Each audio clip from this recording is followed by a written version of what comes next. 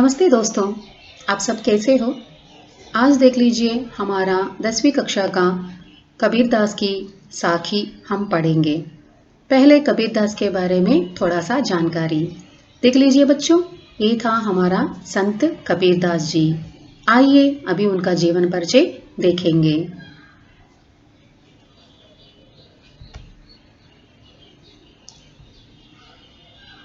कबीर की परिचय। कवि का नाम था कबीरदास जी। जन्म 1398 और मृत्यु 1518। माना जाता है कि कबीरदास जी 120 वर्ष तक जीवित हैं और उनका जन्म स्थान था काशी। रचना बीजक। माना जाता है कि कबीरदास जी अनपढ़ हैं फिर भी वो कैसे लिखे थे, सभी को यहाँ पर शक होता होगा। कबीरदास की उनके शिष्यगण होते हैं ना, वो सब कबीरदास कहा जाते हैं तो वो लिखा करते थे। यहाँ पर देख लीजिए उनका माता पिता का नाम था नीरू और नीमा। नीरू और नीमा नामक वो जुलाहे जाति परिवार के दंपति थे। माना जाता है कि कबीरदास का जन्म एक विधवा ब्राह्मण की कोख से हुआ है, लेकिन उनका पालन पोषण नीरू और नीमा नामक के जुलाहे जाति के परिवार के दंपति ने उनका पालन पोषण किया है। आइए उनका भाषा देखेंगे। उनका भाषा है सदुक्कड़ी भाषा। इस सदुक्कड़ी भाषा को ही खिचड़ी भाषा भी कहा जाता है। खिचड़ी भाषा का तात्पर्य है कुछ भाषाओं का मिश्रण। यहाँ पर देख लीजिए उनके भाषा ब्रज, अवधी, राजस्थानी, पंजाबी, इन सभी भाषाओं का मिश्रण था उनकी भाषा। वही था सदुक्कड़ी या खिचड़ी भाषा। उनका गुरु का नाम था रामानंद जी। कबीर जी का गुरु का नाम रामानंद जी। उनका विशेषता देख लीजिए। कबीर ज्ञानमार्गी शाखा के प्रमुख कवि थे और सामाजिक और धार्मिक बुराइयों का खंडन करते थे। ये कबीरदास को समाज सुधारक भी कहा जाते हैं। ये मूर्ति पूजा और तीर्थ स्थल पर विश्वास बिल्कुल भी नहीं रखते थे। आइए बच्चों, आज हम कबीर की साखी देखेंगे। कबीर की साखी में पहला वाला साखी देख लीजिए। ऐसी बानी बोलिए मन का आपा खोई, अपना तन शीतल करे औरन को सुख होई। यहाँ पर देख लीजिए कबीरदास जी इस साखी में क्या बोल रहे हैं। अपना वाणी मतलब वचन, अपने मुंह से जो आने वाला वचन किस प्रकार होना चाहिए। मन का आपा कोई, मन में जो अहंकार है, आपा मतलब अहंकार को खोना। हम इस प्रकार से बात करना चाहिए दूसरों से। वो कैसा था, अपना अंदर जो अंधकार है, जो अहंकार है, उन सभी को खोने के लिए कह रहे हैं। और देख लीजिए अपना तन शीतल करे औरन को सुख होय। अपना तन मतलब अपना देह, अपना शरीर को शीतल रखने के लिए कह रहे हैं, मतलब ठंडा रहना है। हम दूसरों के साथ बात करते समय पहले अपने आप को ठंडा करना है, शांत रहना है, और दूसरों को भी हमारी बात सुनते ही वो भी ठंडा होंगे, मतलब शीतल रहेंगे। दूसरा साखी देख लीजिए। कस्तूरी कुंडली बसे मृग ढूंढे बन माही, ऐसे घटी घटी राम है दुनिया देखई नाही। कस्तूरी मतलब एक सुगंधित पदार्थ, एक अच्छा सुगंधित पदार्थ। कुंडली नाभि, बसे रहना। यहाँ एक मृग के बारे में बता रहे हैं। उस मृग का क्या था, उसके मृग के कुंडली में से, उनकी नाभि में से कस्तूरी नाम की एक सुगंधित पदार्थ द्रवित होता है, माने निकलता है। लेकिन मृग क्या सोचती है, ये सुगंध कहाँ से आ रहा है उन्हें पता नहीं लगता, इसीलिए वो पूरा का पूरा वन में ढूंढती है। वन मतलब वन, ढूंढे बन माही, वो पूरा वन में वो ढूंढना लगती है। ऐसे ही यहाँ पर उदाहरण के सहित बोल रहे हैं। ऐसे घटी घटी राम है दुनिया देखई नाही। ऐसे ही हर एक व्यक्ति के अंदर, हर एक व्यक्ति के हृदय के अंदर राम है। सो भगवान रूपी है, भगवान है। लेकिन हमारा दुनिया कैसा था? दुनिया उसे देख नहीं पा रही थी। हर एक व्यक्ति के अंदर राम है, लेकिन दुनिया उसे देख नहीं पा रही है।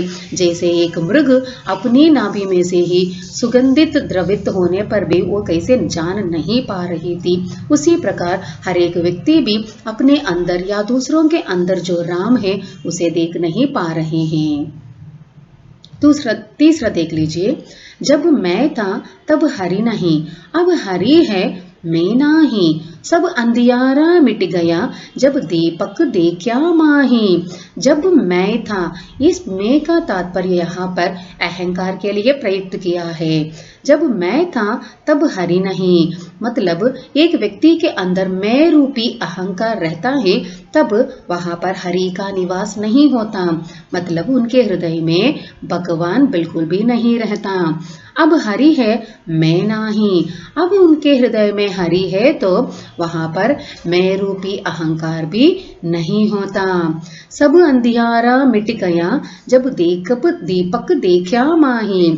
सब अंधियारा मिट गया, मतलब पूरा का पूरा अंधकार मिट गया। मतलब जो मनुष्य के हृदय में हरि का निवास होता है, जो अंदर का अंधकार चला जाता है। जब दीपक देखा माही, दीपक रखने से किस प्रकार से अंधकार मिटकर वहां पर रोशनी होती है, उसी प्रकार यहाँ पर कह रहे हैं हरि के बारे में। जब हरि रहेगा उनके अंदर अहंकार नहीं होता। अगला वाला देख लीजिए, सुखिया सब संसार है, खाए अरु सोवे। दुखिया दास कबीर है, जागई अरु रोवे। यहाँ पर कवि संसार के बारे में, संसार के लोग के बारे में बता रहे हैं। देख लीजिए, सुखिया सब संसार है, पूरा का पूरा संसार बहुत सुख है। कैसे? खा रहे हैं, अरु मतलब और, सोवे अच्छा से खा रहे हैं और अच्छे से सो रहे हैं। लेकिन हमारा दास कबीर, हमारा कबीर दास कैसा था? दुखिया था, बहुत दुख था। तब यहाँ पर पूरा संसार सुखी है, खा रहे हैं, सो रहे हैं, लेकिन हमारा दास बहुत दुखी था।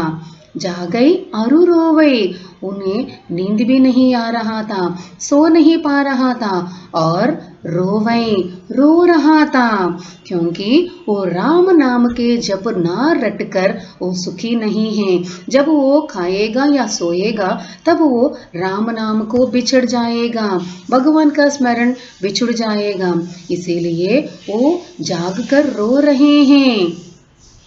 बाद में देख लीजिए, बिरह भुवंगम तन बसे, मंत्र न लागई कोई। राम वियोगी ना जीवई, जीवई तो बौरा होय। बिरह भुवंगम तन बसे, यहाँ पर बिरह मतलब विरह, मतलब किसी के बहुत अच्छा लगने वाले से छुड़काना। सो भुवंगम मतलब सांप।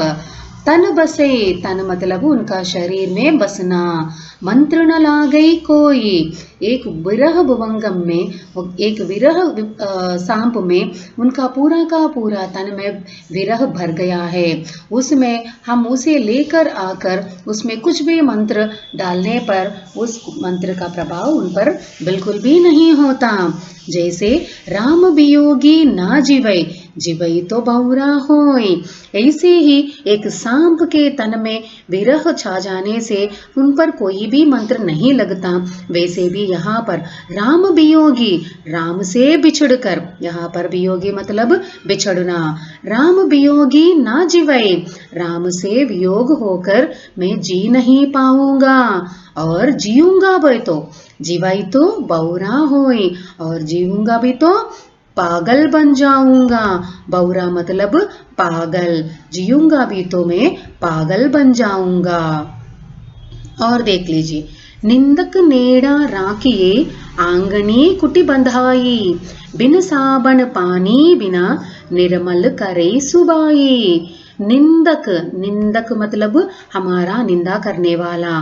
नेड़ा मतलब पास, राखिए रखिए, आंगनी कुटी बधाई, आंगनी मतलब हमारे घर के आंगन में, कुटी कुटी मतलब घर, बधाई मतलब बनाने के लिए। एक निंदक को, हमारे निंदा करने वाले को हमारे पास ही रखने के लिए कह रहे हैं, हमारे घर के आंगन में ही उनका घर को भी बनाने के लिए कह रहे हैं।